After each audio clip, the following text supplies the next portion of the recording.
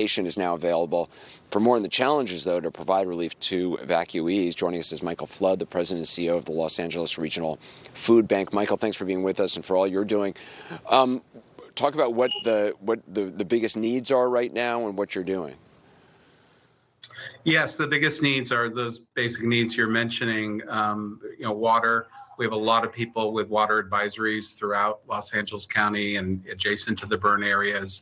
Ready-to-eat food items. On an ongoing basis, we're dealing with a lot of produce and fish and meat and dairy items. But when we're talking about people who have been evacuated or don't have power, as you were reporting on, we have a lot of households that are adjacent to evacuation areas that don't have power. Those kind of ready-to-eat food items are very important. The Red Cross is doing a great job at the evacuation centers. Salvation Army is assisting them with feeding there. But again, this is going to be not just immediate, but as we all know, kind of a medium and long-term response in order to help families and people impacted. I talked to some homeowners in Altadena today who were in their houses. They stayed in their houses, and they're staying in their houses now because they're concerned about looters, which they've seen in their neighborhood. And if they leave, they can't come back. And now they can't even get deliveries in. They can't get food items or resupplied or gas. What are you hearing from displaced residents about their biggest needs? It's a big challenge, not far from where you stand. Anderson, we had one of our agency partner sites burned to the ground. We've had food bank staff and volunteers lose their homes not far from where you are. I'm at our City of Industry distribution center, which is several miles from where you are. But that's a big, big challenge because, this is an ongoing fires disasters that are happening.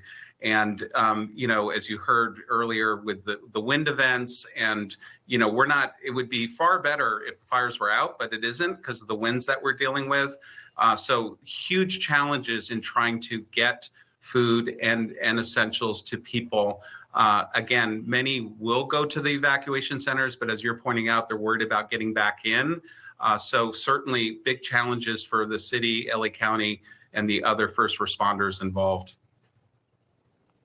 Yeah, it's extraordinary just some of the images we're watching. There's no color in so many of these. What is it like for you to see this in your community? I mean, did you ever anticipate something like this?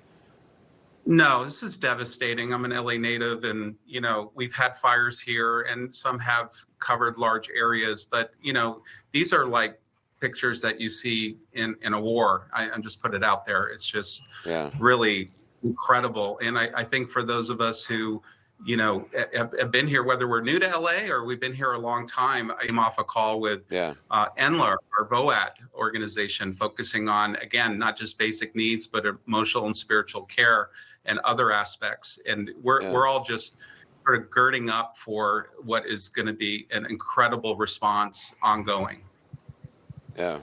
Well, Michael, I appreciate all you're doing. Michael Flood, really appreciate it. Before we go, I just want to let you know a new episode of my podcast on grief and loss, All There Is, has just dropped tonight. It's